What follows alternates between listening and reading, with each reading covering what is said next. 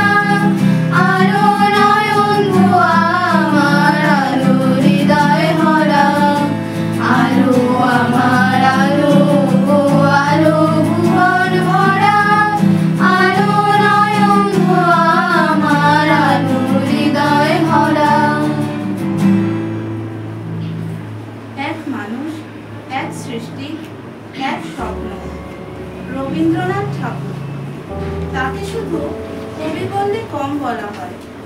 তিনি ছিলেন চিন্তার বাতিঘর, সাহিত্যের মহিরূহ, মানবতার মূর্ত প্রতীক। 1861 সালের 7ই মে অর্থাৎ 25শে বৈশাখের ভোরে জোড়াসাঁকো ঠাকুর বাড়িতে জন্ম নিল এক শিশু। নাম দেওয়া হলো রবীন্দ্রনাথ। পৃথিবী তখনও জানতো না এই শিশুর কলম একদিন সূর্যের দীপ্তিকে শব্দে বাঁধবে, ঝর্ণার নির্ঝরিণীকে সুরে বাঁধবে, নদীর কুলকুল ধ্বনি আশ্রয় নেবে তার কলমে। জোড়াসাঁকো ঠাকুর বাড়ি ছিল আভিজাত্যে ভরপুর, আর সেই ঠাকুর বাড়ির অন্তঃস্থলে ছিল এক নির্জন ভাবুক শিশু। সে এক বিস্ময় বালক। পাঠশালার বই তার মন টানে না, বিদ্যালয়ে ছক বাঁধা জীবন তার কাছে অসহনীয়। ছায়ায় ছায়ায় খেলে সে, খুঁজে ফেরে সৃষ্টির ভাষা। পাঠশালার জানালা থেকে তাকিয়ে সে ভাবে, শিক্ষা তো বাইরের নয়, শিক্ষা তো অন্তরের অন্তঃস্থলে। কবিতার ছেলেবেলার পড়তে বসার কথা বলতে গিয়ে নিজেই বলেছেন, তখন শহরে না ছিল গ্যাস, না ছিল বিজলি বাতি।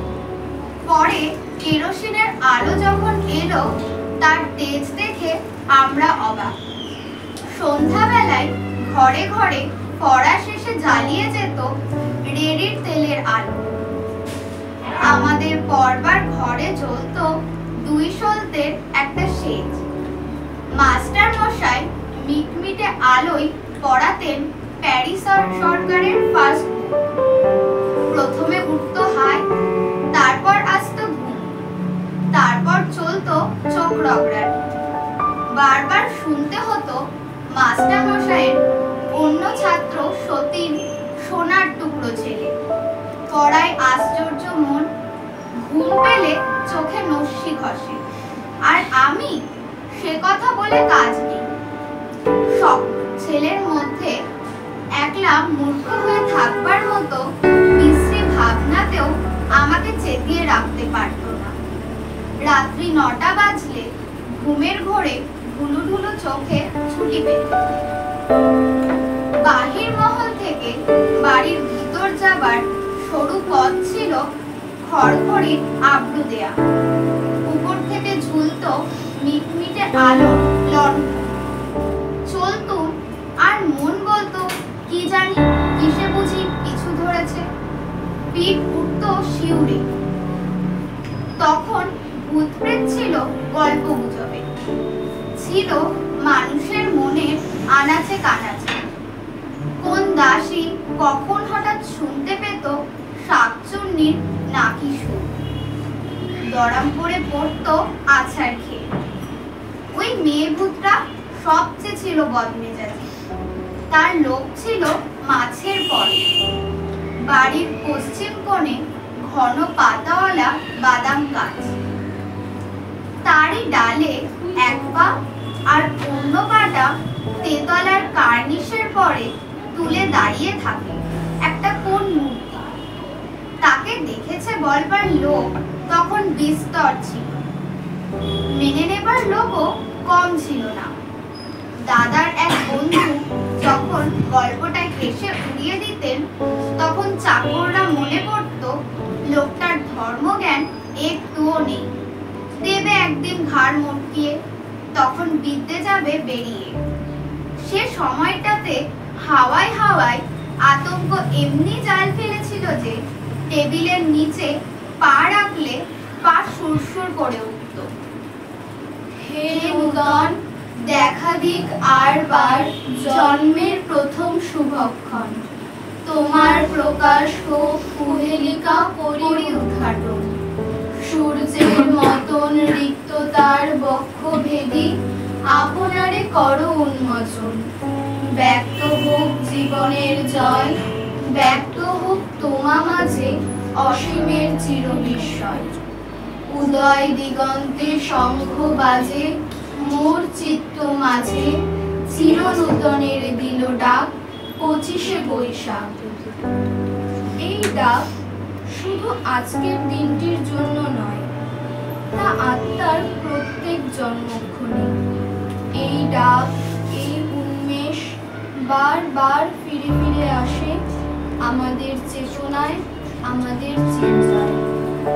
রবীন্দ্রনাথ ঠাকুর অতীতের কেবল একটি নাম নয়, রবীন্দ্রনাথ এক ঐতিহ্য, বাংলা ভাষা সাহিত্যে একটি আধুনিকতম সংস্কৃতি, যাকে ধারণ করলে নিজেকেই সমৃদ্ধ করা হয়। জীবনের প্রত্যেকটি কোণে তিনি বিচরণ করেন প্রতিটি মুহূর্তে।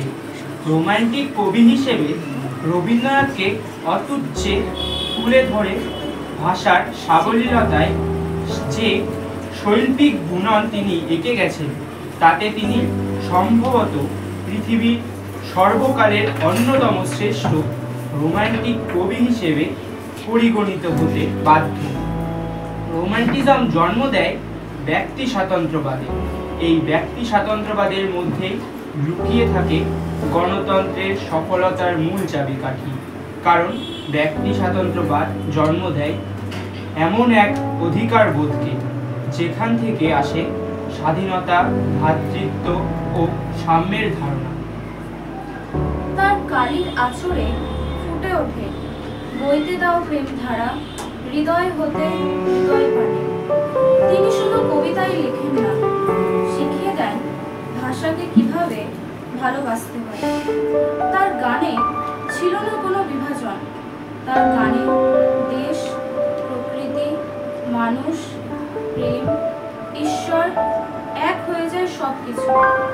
তার কলমে শব্দ হয়ে ওঠে গান, তার কলমে ফুটে ওঠে মানুষের অভিমান, প্রেম ও প্রকৃতি চেতনা। তিনি শিখিয়ে দেন সঙ্গ না পেলে নিজের লক্ষ্যে একাই এগিয়ে যাও।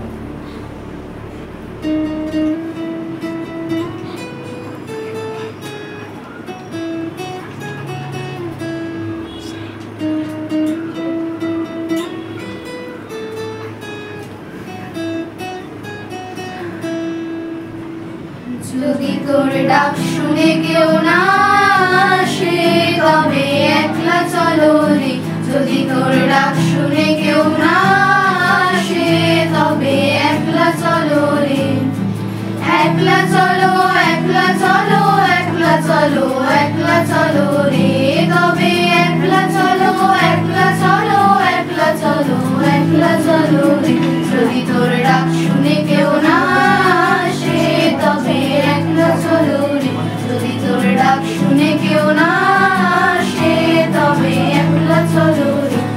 যদি কেউ কথা না কয়, ওরে ওরে ও ভাগা, কেউ কথা না কয়।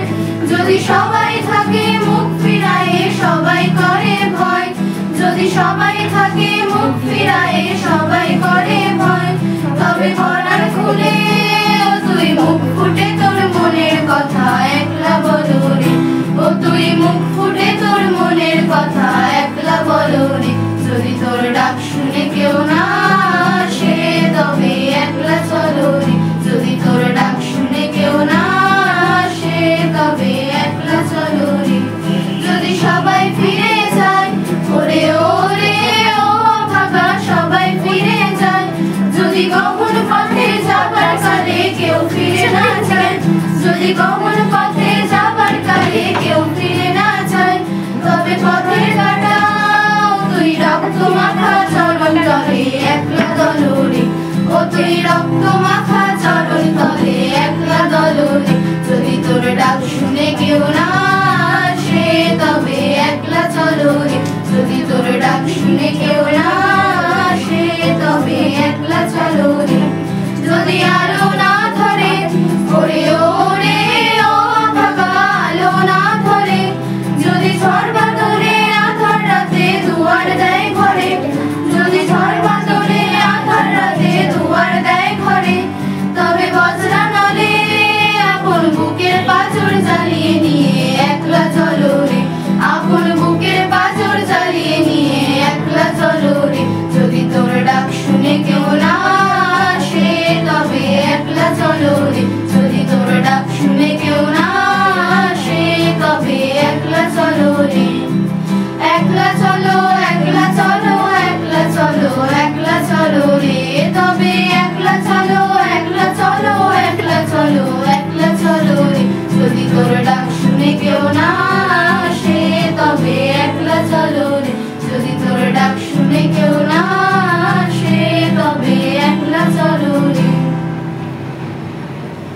তিনি শুধু তার সৃষ্টিকর্মে আবদ্ধ নন, তার ছায়া বয়ে চলে বাতাসে, শব্দে, সুরে অনন্তকাল ধরে। তিনি চির অবিনশ্বর, তিনি চিরশাশ্বত। তিনি আসেন শব্দের গান হয়ে, রঙের ক্যানভাসে, সুরের ঢেউয়ে। তিনি আসেন হৃদয়ের দরজায়, খুলে দেন প্রেম, দুঃখ, ভাবনার বদ্ধ ভাণ্ডার। একদিন দূর পশ্চিমে পৌঁছলো তার সৃষ্টির সংবাদ, গীতাঞ্জলি। আর বিশ্ব বলল, এই তো পূবের আলো। 1913 রবীন্দ্রনাথ নোবেল পেলেন। একটি বই যা পেরিয়ে গেল বাংলা তথা ভারতের সীমানা। সাহিত্যে নোবেল পুরস্কার প্রথমবার এলো এশিয়ায়। তিনিই সেই প্রথম কবি যিনি সত্যি বিশ্বকবি হয়ে উঠলেন। গীতাঞ্জলি শুরুর কবিতায় কবি চেয়েছেন তার স্বাভিমানকে চূর্ণ করতে, যে অহংকার, অবিদ্যা বা অবোধের মধ্যে তাকে আবদ্ধ রাখে। এই মিথ্যা অহংবোধের আবরণে চাপা পড়ে থাকে তার প্রকৃত সত্তা, তার মুক্ত চৈতন্য। এক কথায় বলা যায়, গীতাঞ্জলি এক অভিনব রাবীন্দ্রিক অস্তিত্ববাদী দর্শনের দলিল এবং একই সঙ্গে রবীন্দ্র কবি প্রতিভারও এক অসাধারণ নিদর্শন। নোবেল পুরস্কার প্রাপ্তির খবরটা প্রশান্ত চন্দ্র মহলানবিশ যখন কবিকে দেন, তখন কবির প্রথম প্রতিক্রিয়া ছিল, যাক, ওই টাকায় এবার বিশ্বভারতীর সেচ খাল কাটার সংস্থানটা হবে। যারা কবি তারা সকলেই সমাজের কাছে একটা স্বীকৃতি চায়। রবীন্দ্রনাথ বহুদিন সেটা বাঙালি সমাজের কাছে পাননি। তাই নোবেল পুরস্কার পাওয়ার পর তাকে যখন সম্বর্ধনা দেওয়া হলো, তখন তিনি বললেন, আমি এই সম্মানের পাত্রকে ওষ্ঠ পর্যন্ত তুলব, কিন্তু গলা পর্যন্ত যেতে দেব না। কত বড় অভিমান ও দুঃখ থাকলে এই কথা বলা যায়। তিনি চাইলেন এমন এক শিক্ষা যেখানে প্রকৃতি আপন খেয়ালে শেখায়, যেখানে গাছের ছায়ায়, আকাশের নিচে, মুক্ত প্রাঙ্গণে ভাবনারা মুক্তি পায়, যেখানে শিক্ষা মানে মুক্তি আর আশ্রমের নাম শান্তিনিকেতন। তার দর্শনে শিক্ষা মানে বিকাশ, শিক্ষা মানে নয় শাসন।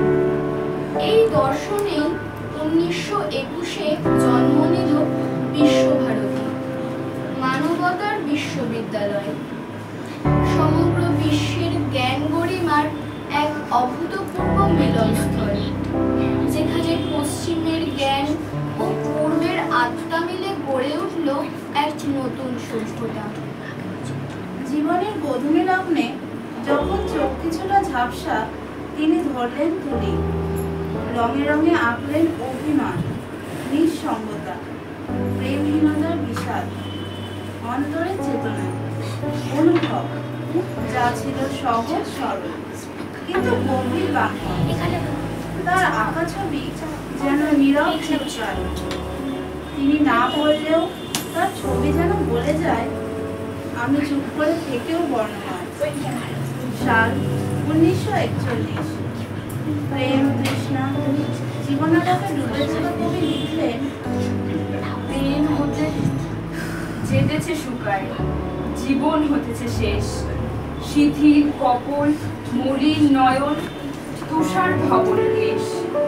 পাশেতে আমার নীরবে পড়িয়া অযতনে বিনা খান, বাজাবার বল নাহিক এহাকে, জরিমা জড়িত বাণী। গীতিময়ী মোর সহচরী বিনা হইল বিদায় নিতে। আর কি পারিবি ঢালিবারে তুই অমৃত আমার চিতে?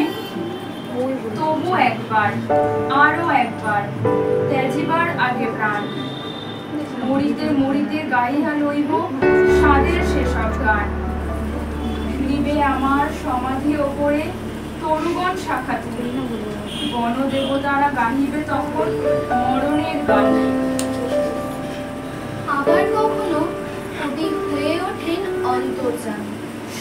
তিনি কেমন করে যেন তোমার আমার সকলের মন পড়ে নেন এক লহমায়, আর সেটা কালের গণ্ডি অতিক্রম করে সর্বকালে বহমান স্রোতের মতো চলতে থাকে একটা দিকচক্রবাল রেখা অতিক্রম করে আর একটা দিকচক্রবালের দিকে। আর সেখানে প্রেম এসে কথা বলে এক থেকে একান্তরে। তাই তিনি বলেন, পূবে বাতাস এলো হঠাৎ ধেয়ে, ধানের খেতে ঘেরিয়ে গেল ঢেউ। আলের ধারে দাঁড়িয়েছিলেন একা, মাঠের মাঝে আর ছিল না কেউ। আমার পানে দেখলে কিনা চেয়ে, আমি জানি আর জানি সেই মেয়ে। কালো, তা সে যতই কালো হোক, দেখেছি তার কালো হরিণ চোখ। তিনি চলে গেলেন এই নশ্বর পৃথিবী ছেড়ে। রয়ে গেল তার ভাষা, শব্দ, সুর, দর্শন, ছন্দ, ভাবনা, আরো কত। বাংলাদেশের মাটিতে আজও বাজে আমার সোনার বাংলা, আমি তোমায় ভালোবাসি। ভারতের রণভূমিতে বাজে জনগণ মনোরথী নায়ক জয় হে। তিনি বেঁচে থাকেন প্রতিটি পাঠশালায়, প্রতিটি কণ্ঠে, প্রতিটি গানে। তিনি একাই ছিলেন এক মহাজন। রবীন্দ্রনাথ মানে প্রতিদিন এক নতুন ভোর। আজকের এই আয়োজন ছিল শুধু সেই মুহূর্তকে স্মরণ নয়, এক অভিজ্ঞতার সঞ্চয়, যা প্রাণে রবীন্দ্রনাথকে ধারণ করায়। এসো আমরাও তার মতো করে বলি। চিত্ত যেথা ভয় শূন্য, উচ্চ যেথা শিব, জ্ঞান যেথা মুক্ত, যেথা গৃহের প্রাচীর। আগুন প্রাঙ্গণ তলে দিবস সর্বণ, বসুধারে রাখে নাই খণ্ড ক্ষুদ্র করি। যেথা বাক্য হৃদয়ের উচ্চ মুখ হতে উচ্ছ্বসিয়া ওঠে, যেথা নির্বারিত স্রোতে। দেশে দেশে দিশে দিশে কর্মধারা গায়, অজস্র সহস্রদীপ চরিতার্থতায়। যেথা তুচ্ছ আচারের মরু বালু রাশি, বিচারের স্রোতপথ ফেলে নাই গ্রাসী। পৌরুষেরে করেনি শতধা, নিত্য যেথা তুমি সর্বকর্ম চিন্তা, আনন্দের নেতা। নিজ হস্তে নির্দয় আঘাত পরিপিত, ভারতের সেই স্বর্গে কর জাগরিত। কবি স্বয়ং বলেছেন, পৃথিবীতে এসে যে ব্যক্তি দুঃখ পেল না, সে লোক ঈশ্বরের কাছ থেকে সব পাওয়া পেল না। বারে বারে মৃত্যু, দুঃখ, অপমান রবীন্দ্রনাথকে শানিত করেছে সৃষ্টিকর্তা। নির্মোহ করেছে জগৎ সংসার, আকুল করেছে ক্ষণে ক্ষণে। তাই তিনি বলতে পেরেছেন, আছে দুঃখ, আছে মৃত্যু, বিরহ দহন লাগে, তবুও শান্তি, তবুও আনন্দ, তবু অনন্ত জাগে। আমরাও যেন সদা তার সুরে সুর মিলিয়ে বলতে পারি, মনেরে আজ কহ যে, ভালো মন্দ যাহাই আসুক, সত্যরে লও সহজে। কবির কলম যত প্রখর হয়েছে, যত ঝর্ণার গতি দ্রুত হয়েছে বাইরে, কবি ভিতরে ততই নিভৃত একাকী হয়েছেন। সেই একাকিত্ব রিক্ত করেনি কবিকে, বরং আরো আরো উচ্চার করে পূর্ণ করেছে। করেছে সংবেদনশীল, করেছে কথার মণিহারে সমৃদ্ধ। কবির কলম তাই গড়িয়ে তোলে নির্জন একাকিত্বের গভীরতার কথা এবং প্রাণের আবেগ ঘন তুমি রবে নীরবে হৃদয়ে মম, তুমি রবে নীরবে নিবিড় নিভৃত পূর্ণিমা নিশীথি নিশম, তুমি রবে নীরবে হৃদয়ে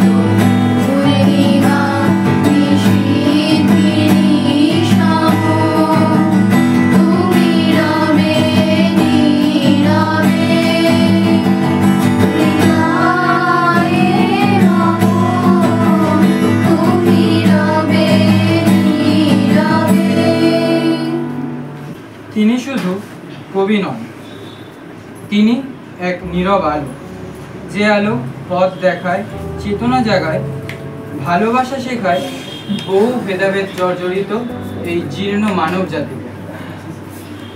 মানুষ থাকে না, আদর্শ থেকে যায়। রবীন্দ্র সাহিত্য মানুষের আশ্রয়, সুখে দুঃখে, আনন্দে বেদনায়, শোকে তাপে প্রতিদিন। তাই রবীন্দ্রনাথ আমাদের প্রাণের অতন্দ্র প্রহরী। গঙ্গা জলে গঙ্গা পুজোর মতো আমাদের আজকের এই স্মৃতি তর্পণ। রবীন্দ্রনাথের প্রতিদিন জন্ম হয়, কিন্তু রবীন্দ্রনাথের কোনোদিন মৃত্যু হয় না, কারণ দুঃখ পীড়িত, শোক তাপিত হৃদয়ের কাছে তিনি যে শেষ আশ্রয়, একমাত্র আশ্রয়, প্রাণের ঠাকুর রবি ঠাকুর। তবুও আমাদের পার্শ্ববর্তী দেশে ধর্মীয় মৌলবাদীদের হাতে লাঞ্ছিত হয়েছে কবিগুরুর মর্মর মুখ। তাই আমরা উচ্চ কণ্ঠে বলে যাই, এ রবির উদয় থাকলেও অস্ত নাই, এ রবির স্থান হৃদয়ের অন্তঃস্থলে তাই। এ রবির মূর্তি ভাঙা তোদের কাছে সহজ বড়, এ রবি তবুও বলে সম্প্রীতিকে আঁকড়ে ধরো। এ রবি মানব হয়েও ঠাকুর তাই, এ রবির কাছে ধর্মান্ধতার স্থান নাই। এ রবি বিশ্ব কবি, এ রবি কবির গুরু, এ রবির শেষ নাই, শুধু আছে শুরু। এ রবিকে যায় না বাধা ক্ষুদ্র ওই প্রস্তর খণ্ডে, এ রবি মূর্ত হন দুঃখ কষ্ট শোক আনন্দে। এ রবি মোদের প্রাণে আছে যতই দ্বারে ভাঙিস, এ রবি সাগর মাথারও উচ্চে, এটুকুই শুধু জানিস। নমস্কার।